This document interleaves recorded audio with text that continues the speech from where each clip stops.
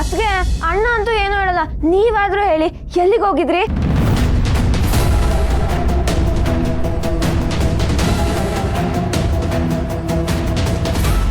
ಸಿನಿಮಾಗಂತೂ ಹೋಗಿರ್ತೀರ ತಾನೆ, ಯಾವ ಸಿನಿಮಾ? ಸಿಟಿಗೆ ಹೋದವರು ಸುಮ್ಮನೆ ಬಂದಿರ್ತಾರ, ಒಳ್ಳೆ ಹೋಟ್ಲಿಗೆ ಹೋಗಿ ಚೆನ್ನಾಗಿ ತಿನ್ಕೊಂಡ್ ಬಂದಿರ್ತಾರೆ.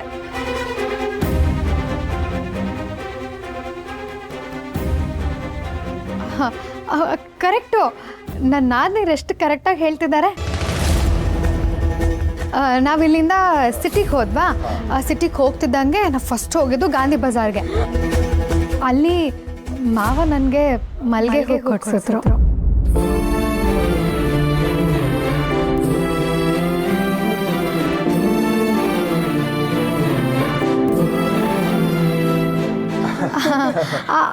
ಅಲ್ಲಿಂದ ಒಂದು ಸೂಪರ್ ಆಗಿರೋ ಕೆಫೆ ಇದೆ, ಅಲ್ಲಿಗೆ ಹೋದ್ವಿ.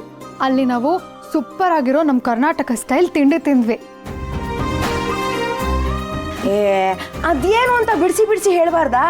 ವಿಷಯ ತುಂಬ ಇಂಟ್ರೆಸ್ಟಿಂಗ್ ಆಗಿದೆ. ಅದೇ ಅಲ್ಲಿ ಹೋಗಿ ನಾವು ಇಡ್ಲಿ ತಿಂದ್ವಿ, ವಡೆ ತಿಂದ್ವಿ, ಗೀ ಪುಡಿ ದೋಸೆ ತಿಂದ್ವಿ, ಆಮೇಲೆ ಗೀ ಇಡ್ಲಿ ತಿಂದ್ವಿ, ಪೊಂಗಲು ಗಟ್ಟಿ ಚಟ್ನಿ. ಅದು ಇತ್ತು, ಕಟ್ಸ್ಕೊಡ್ಮ ಅಂತ ಹೇಳಿದ್ರು. ಆದ್ರೆ ಮನೆಗೆ ಹೋಗೋಷ್ಟರಲ್ಲಿ ಹುಳಿ ಬಂದ್ಬಿಡುತ್ತೆ ಅಂತ ನಾನೇ ಬೇಡ ಅಂತ ಹೇಳಿದೆ. ಸುಮ್ಮನೆ ಮಾವ, ನಾನು ಇಲ್ಲಿ ಹೇಳ್ತಿಲ್ವಾ. ಆಮೇಲೆ ನಾವು ಅಲ್ಲಿಂದ ಮಾಲಿಗೆ ಹೋದ್ವಿ. ಮಾಲಿಗೆ ಹೋಗ್ದಂಗೆ ನಿಮ್ಮ ಅಣ್ಣ ಶಾಪಿಂಗ್ ಮಾಡೋಣ ಅಂತ ಹೇಳಿದ್ರು. ನನಗೆ ಮೂಡಿಲ್ಲ ಅಂತ ಸುಮ್ಮನೆ ಆದ. ಯಾಕೆ? ದೇವ್ರು ಕೊಟ್ಟರೆ ಜೊತೆಲಿರುವಾಗ ಬೇರೆ ಯಾವ ವಸ್ತು ಮೇಲೂ ವಾಸನೆ ಆಗಲ್ಲ.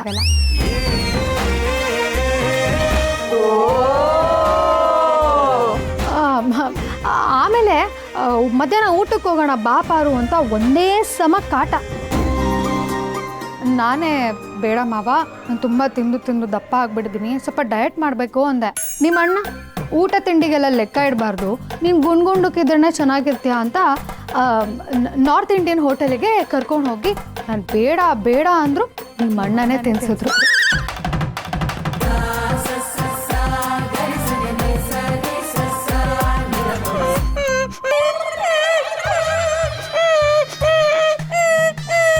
ಏನ್ರವ ಮನೆಗೆ ಯಾವ್ದೋ ನಾಯಿ ಮರಿ ತಗೊಬಂದ್ಬಿಟ್ಟಿದ್ದೀರಾ?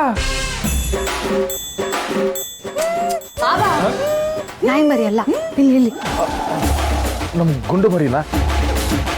ಗುಂಡು ಅಲ್ಲೇ ಓನೈತೆ ಗುಂಡು. ನನಗ್ ಮಾತ್ರ 4 ಇಡ್ಲಿ, 1 ಬಟ್ಲು ಅನ್ನ. ನೀನ್ ಗುಂಡುಗಾದ್ರೆ ನಿನ್ನ ಯಾರು ಮದುವೆ ಆಗ್ತಾರೆ ಅಂತ ಮಾತು ಬೇರೆ.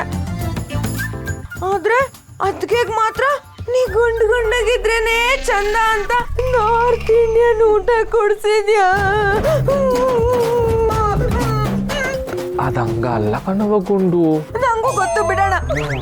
ಅದಕ್ಕೆ ನೀವು ಕಂಟಿನ್ಯೂ ಮಾಡಿ. ಸರಿ. ಆಮೇಲೆ ನಾವಲ್ಲಿಂದ ರಿಟರ್ನ್ ಬರ್ತಾ ಅಲ್ಲಿ ಒಂದು ಕಡೆ ಸಖತ್ತಾಗಿರೋ ಜಿಲೇಬಿ ಸಿಗುತ್ತೆ. ಜಿಲೇಬಿನ ಜೊತೆಗೆ ಹಾಲಿನ ಕೆನೆ ಕೂಡ ಹಾಕ್ಕೊಡ್ತಾರೆ. ರಾಡಿ ಜಿಲೇಬಿ ಅಂತಾರಲ್ಲ, ಅದ ಅದ್ಗೆ? ಅಯ್ಯೋ, ಅದು ರಾಡಿ ಜಿಲೇಬಿ ಅಲ್ಲ, ರಬ್ಡಿ ಜಿಲೇಬಿ. ತುಂಬ ಚೆನ್ನಾಗಿತ್ತು. ನಿಮ್ಮ ಅಣ್ಣ ಅಂತೂ ತುಟ್ಟಿ ಮೇಲೆಲ್ಲ ಕೆನೆ ಮಾಡ್ಕೊಂಡ್ಬಿಟ್ಟಿದ್ರು. ನಾನೇ ಓಡಿಸಿ ಕರ್ಕೊಂಡು ಬಂದೆ ಅಲ್ವಾ ಮಾವ? ಇಲ್ಲೆಲ್ಲ ಆಗ್ಬಿಟ್ಟಿತ್ತು. ನಿಮ್ಮ ಅದ್ಗೆನೆ ಸೆರಗಲ್ ಒರ್ಸುದು. ನಮ್ ಗುಂಡಕ್ಕನ್ಗೂ ತರ್ಬೋದಾಗಿತ್ತಪ್ಪ. ಗುಂಡು, ನಾನು ಸಿಟಿಗೆ ಹೋದಾಗ ನೆಕ್ಸ್ಟ್ ಟೈಮ್ ಬರ್ತಾ ನಿಮಗೋಸ್ಕರ ನಾನೇ ತೊಗೊಂಡು ಬರ್ತೀನಿ. ಅದಕ್ಕೆ 2 kg ತಗೊಂಬನ್ನಿ, ಜಾಸ್ತಿ ಏನ್ ಬೇಡ. ಗರ್ಲ್ಸ್, ಅದಕ್ಕೆ ನನ್ನೇ ಜಾಸ್ತಿ ಲವ್ ಮಾಡ್ತಾರೆ ಅಂತ ನೀವೆಲ್ಲ ಬೇಜಾರು ಮಾಡ್ಕೋಬೇಡಿ. ಇದು ಮಮತೆ ಅಷ್ಟೇ. ಅದಕ್ಕೆ ಲವ್ ಮಾಡೋದು ನಮ್ಮ ಅಣ್ಣನ್ನೇ. ನೀವು ಹೋಗಿ ಫ್ರೆಶ್ ಅಪ್ ಆಗಿ ರೆಸ್ಟ್ ಮಾಡಿ. ನನಗೂ ಸುಸ್ತಾಗಿದೆ, ನಾನು ಒಳಗಿರ್ತೀನಿ.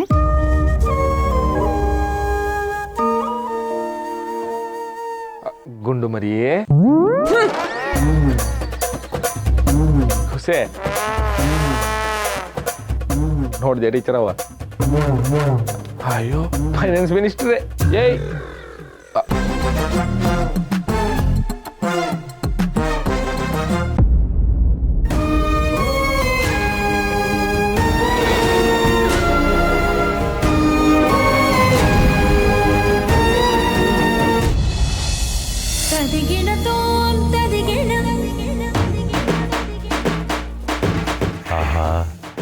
ನಿಂತಿರೋ ಸ್ಟೈಲ್ ನೋಡ್ರೆ ಗರಮ್ಮ ಗೌಡೆ ಅನಿಸ್ತೈತೆ. ಅದೇನು ಹೋಗಿತ್ತಾಳೋ ಪಿಂಕಿ ಬೇಬಿ? ಯಾಕಮ್ಮಿ ಮಾತಾಡಮ್ಮಿ, ಯಾಕಮ್ಮಿ ಇದು ಯಾಕಮ್ಮಿ ಮುಖ ನೀ ಗಂಟಾಕತ್ತಿದ್ಯಾ?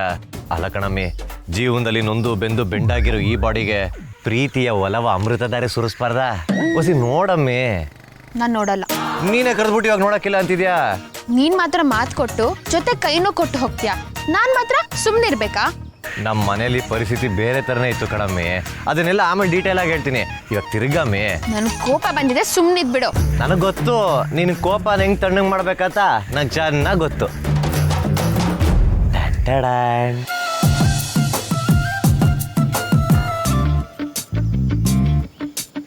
ಏನ್ ಯಾವಾಗ್ಲೂ 2 ಚಾಕ್ಲೇಟ್ ತರ್ತಿದ್ದೆ, ಇವತ್ 4 ತಂದ್ಬಿಟ್ಟಿದ್ಯಾ?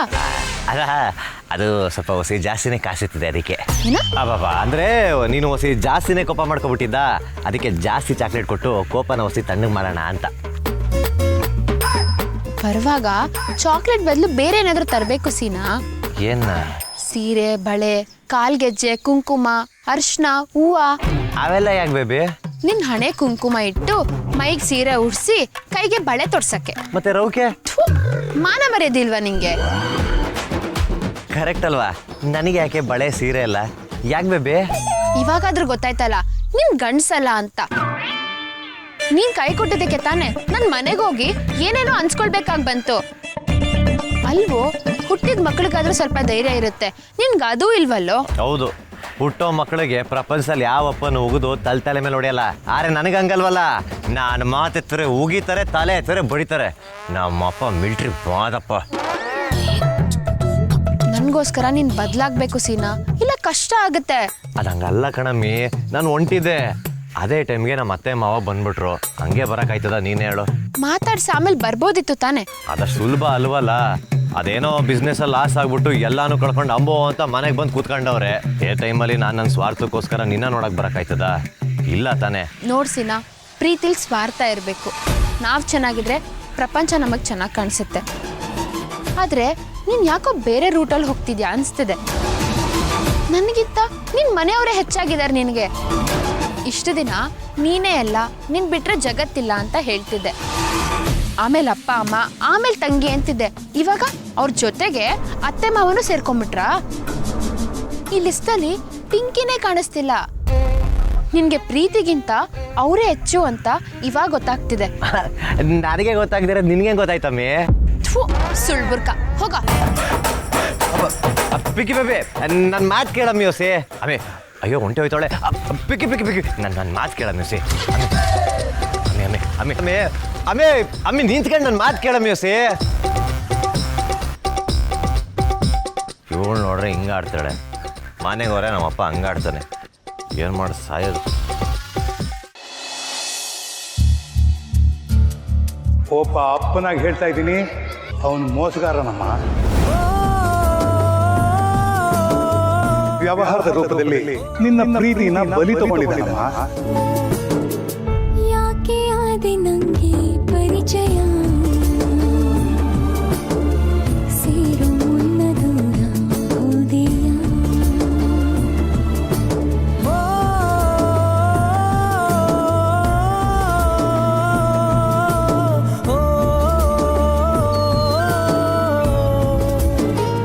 ಪಾರು, ಅಳ್ಬೇಡ ಪಾರು. ಅಳ್ಬಾರ್ದ? ನನ್ನ ಜೀವನ ಹೇಗಾಗೋಯ್ತು ನೋಡ್ದ ಮಾವ.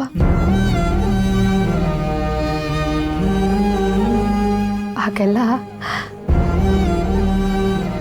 ಖುಷಿ ಆದ್ರೆ ನಗು ಹಾಕಿರ್ತಿರ್ಲಿಲ್ಲ. ಅಮ್ಮ ಬಂದು ಹೆಣ್ಮಕ್ಳು ಜೋರಾಗಿ ನಗಾಡಬಾರ್ದು ಅಂತಿದ್ಲು. ಜಾಸ್ತಿ ಓದಬೇಕು ಅಂತ ಅನ್ಕೊಂಡಾಗ ಹಬ್ಬ ಬಂತು,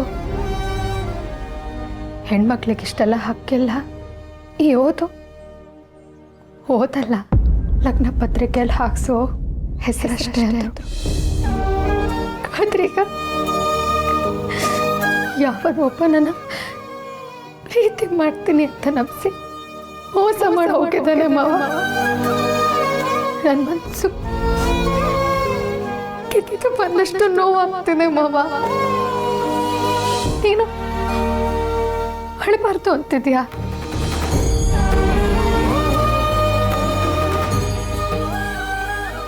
ನನ್ನ ಮನಸ್ಸಲ್ಲಿ ಇಷ್ಟೊಂದು ನೋವು ಇಟ್ಕೊಂಡು ಹೇಗೆ ಮಾವ ಅಳದೆ ಇರಲಿ?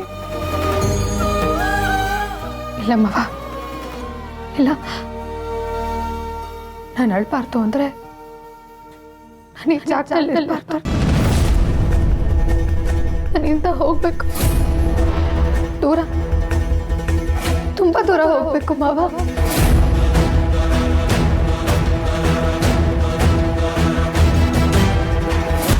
ಇಲ್ಲೇ ಇದ್ರೆ ಮಾತ್ರ ಅದೇ ನೆನಪಾಗಿ ಹಾಕಿ ನಾನು ಸತ್ತೋಗ್ಬಿಡ್ತೀನಿ ಅನ್ಸುತ್ತೆ ಮಾವ. ಸತ್ತೋಗ್ಬಿಡ್ತೀನಿ ಅನ್ಸುತ್ತೆ. ಏ ಪಾರು, ಬಿಡ್ತು ಪಾರು, ಹಂಗೆಲ್ಲ ಮಾತಾಡ್ಬೇಡ ಪಾರು. ಇಲ್ಲೇ ಇದ್ರೆ ಹಾಗೆ ಅನ್ಸುತ್ತೆ ಮಾವ. ಅದಕ್ಕೊಂದು ಪರಿಹಾರ ಅಂದ್ರೆ ಅಲ್ಲಿಂದ ಹೋಗೋದು.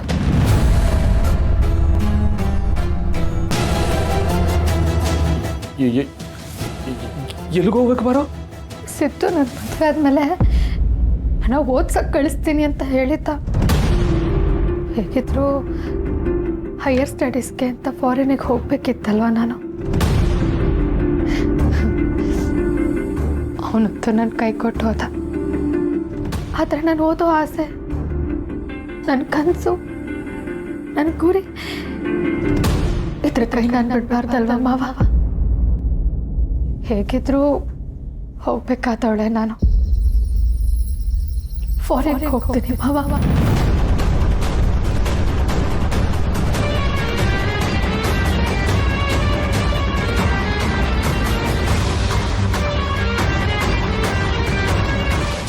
ನಾನಿಲ್ಲೇ ಇದ್ರೆ ಸಿದ್ದು ಮಾಡಿರೋ ಮೋಸ ನೆನಪಾಗತ್ತೆ.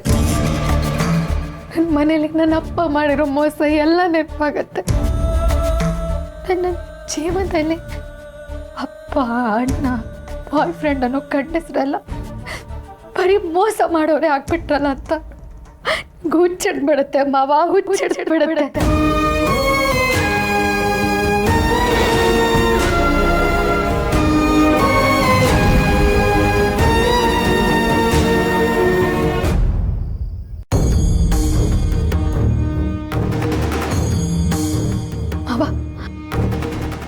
ನೀನೊಬ್ಬನೇ ಮಾವ,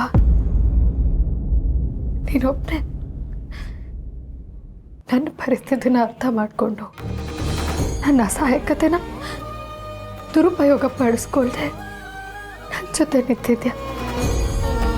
ನೀನಂತ ಪುಣ್ಯಾತ್ಮ ಈ ಜಗತ್ತಲ್ಲಿರೋದಕ್ಕೆ ಸಾಧ್ಯನೇ ಇಲ್ಲ ಮಾವ, ಸಾಧ್ಯನೇ ಇಲ್ಲ. ನೋಡು ಮಾವ, ನನ್ನ ಮನೆ ಬಿಟ್ಟು ಹೋಗ್ತೀನಿ ಅಂತ ನೀನು ಚಿಂತೆ ಮಾಡಬೇಡ. ನಾನು ನಿನಗೆ ಮಾತು ಕೊಟ್ಟಿದ್ದೀನಿ ಅಲ್ವಾ, ನಾನು ಓದೋದಕ್ಕೆ ಫಾರಿನ್ ಹೋದ್ಮೇಲೆ ನಿನ್ನ ತಂಗಿರ ಮದುವೆನ ನಾನೇ ಬಂದು ಮಾಡಿಸ್ತೀನಿ. ಪ್ರತಿಯೊಂದು ಕೆಲಸನೂ ನಾನೇ ಎತ್ತು ಮಾಡಿಸ್ತೀನಿ ಮಾವ.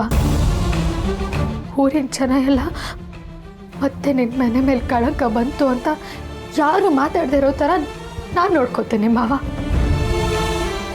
ಅಷ್ಟೇ ಯಾಕೆ ಮಾವ, ಊರಲ್ಲಿರೋ ಪ್ರತಿಯೊಂದು ಮನೆಗೂ ಕೂಗಿ ಕೂಗಿ ನಾನು ಹೇಳ್ತೀನಿ, ನನ್ನ ಗಂಡ ನನ್ನ ಫಾರಿನಿಗೆ ಓದಕ್ಕೆ ಕಳಿಸ್ತಿದ್ದಾನೆ ಅಂತ ನಾನು ಹೇಳ್ತೀನಿ ಮಾವ.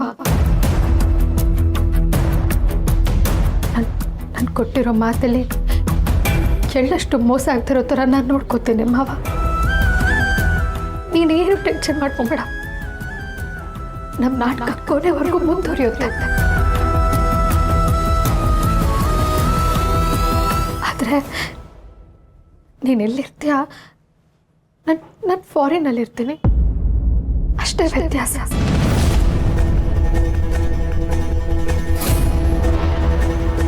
ಹೋಗ್ಲೇಬೇಕಪ್ಪ.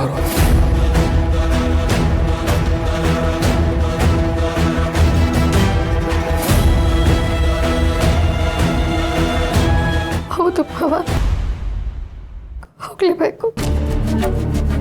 ಹೊಸ ಜಾಗ, ಹೊಸ ಜನ, ಹೊಸ ವಾತಾವರಣ ಸಿಕ್ಕಿದ್ರೆ ಕಡೆ ಪಕ್ಷ ಇಲ್ಲಾಗಿರೋ ಗಾಯ ನಾನು ಮರಿಬೋದು. ಪ್ಲೀಸ್ ಇಲ್ಲ ಅನ್ಬೇಡ ಮಾವ.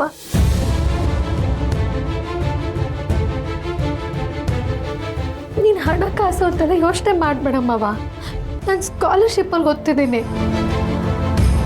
ನನ್ನ ಕಷ್ಟದಲ್ಲಿ ನೀನು ನನ್ನ ಕೈ ಹಿಡ್ತಿದ್ಯಮ್ಮವ. ಇದುವರೆಗೂ ನನ್ನ ಲೈಫಲ್ಲಿ ಎಲ್ಲನೂ ಮಾಡಿದ್ಯಮ್ಮವ. ಇದು ನನ್ನ ಕೊನೆಯ ಪ್ಲೀಸ್ ಮಾವ, ಇಲ್ಲ ಅನ್ಬೇಡ. ಎಲ್ಲನೂ ಒಪ್ಸಿ ಪ್ಲೀಸ್ ನನ್ನ ಕಳ್ಸ್ಕೊಡು ಮಾವ.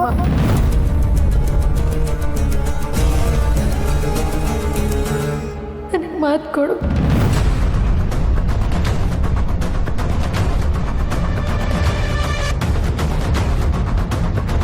ಕೊಡು ಮಾವ.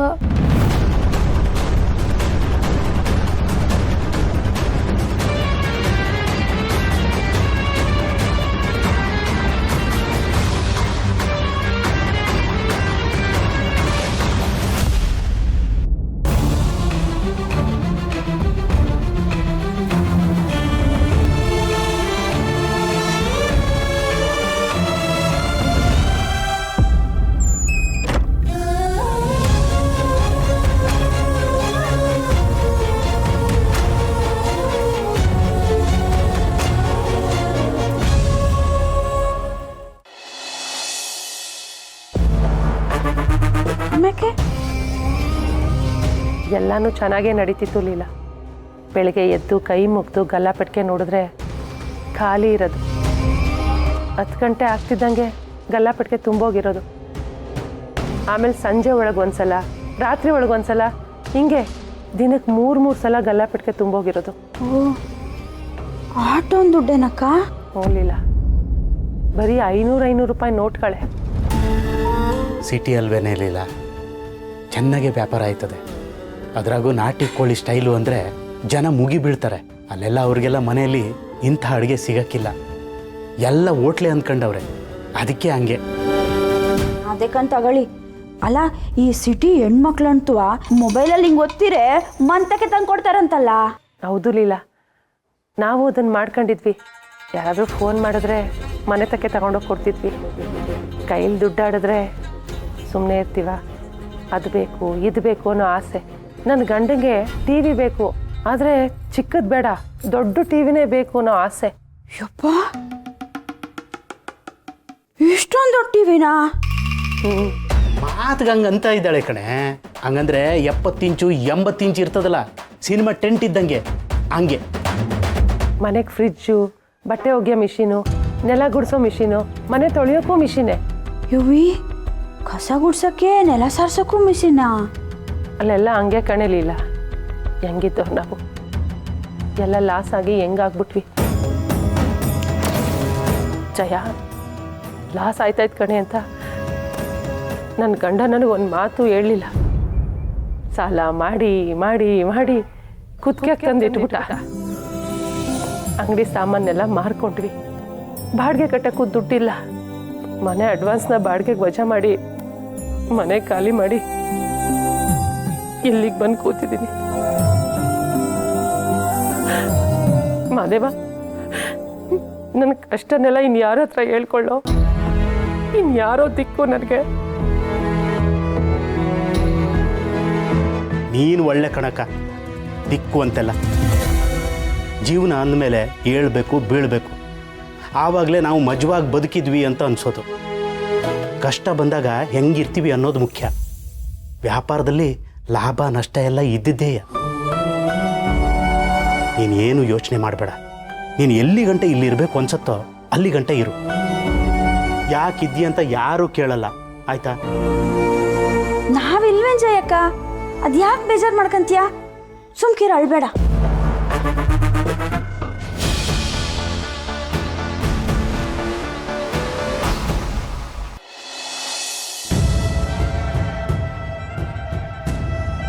ಫಾರಿನ್ಗೆ ಹೋಗ್ತೀನಿ ಮಾವ, ಪ್ಲೀಸ್ ನನ್ನ ಕಳ್ಸ್ಕೊಡು ಮಾವ. ಖುಷಿ ನನಗೆ. ಒಳ್ಳೆ ಹಾಲನ್ನು ಉಂಡಂಗಾಗಿರ್ಬೇಕಲ್ಲ ನಿಂಗೆ. ನೀನು ಮನೆ ಬಿಟ್ಟು ಹೋದಾಗಿಂದ ನಮ್ಮ ಮನೆಗೆ ಏನೋ ಒಂದು ಒಳ್ಳೇದಾಗೈತೆ ಅಂದ್ರೆ ಅದು ಹಾರು ಬರ್ಬೇಕು. ನಿಂತವ ಮಾತಾಡೋದನ್ನೇ ಬಿಟ್ಬಿಟ್ಟಿದ್ದೆ. ಯಾಕೆ ಗೊತ್ತಾ?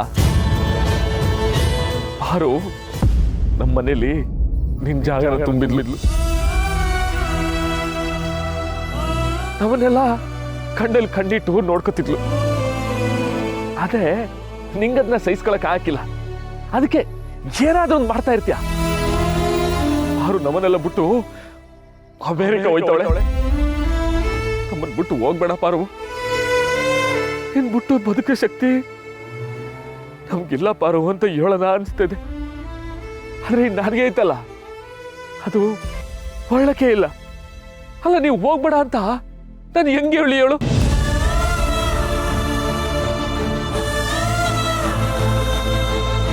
ಹಂಗಂತ ನಮ್ಮ ಸ್ವಾರ್ಥಕ್ಕೆ ಪಾರು ನಾನಿಲ್ಲಿ ಉಳಿಸ್ಕೊಳಕ್ಕಿಲ್ಲ. ನೋವು ನಮ್ಗೆ ಅಭ್ಯಾಸ ಆಗ್ಬಿಟ್ಟದೆ. ನಾನು ಪಾರುಗೆ ಮಾತು ಕೊಟ್ಟಿವ್ನಿ. ಕೊಟ್ಟ ಮಾತನ್ನ ತಪ್ಪೋ ಬುದ್ಧಿ ನಿನಗಿರ್ಬೋದು, ಆದ್ರೆ ನನಗಿಲ್ಲ. ಪಾರು ಕೊಟ್ಟಿರೋ ಮಾತನ್ನ ನಾ ಉಳಿಸ್ಕೊತೀನಿ. ಆ ಜವಾಬ್ದಾರಿ ನಂದು. ಪಾರು ಖುಷಿಗೋಸ್ಕರ ನಾನು ಏನ್ ಬೇಕಾದ್ರೂ ಮಾಡ್ತೀನಿ. ಒಟ್ಟಿನಲ್ಲಿ ಅವ್ರು ಖುಷಿಯಾಗಿರ್ಬೇಕು, ಅವಳು ಸಂದಾಕಿರ್ಬೇಕು. ಅವಳ ನಗಾನೆ ನನ್ನ ಜೀವನದ ನಗ. ಆಟೆಯ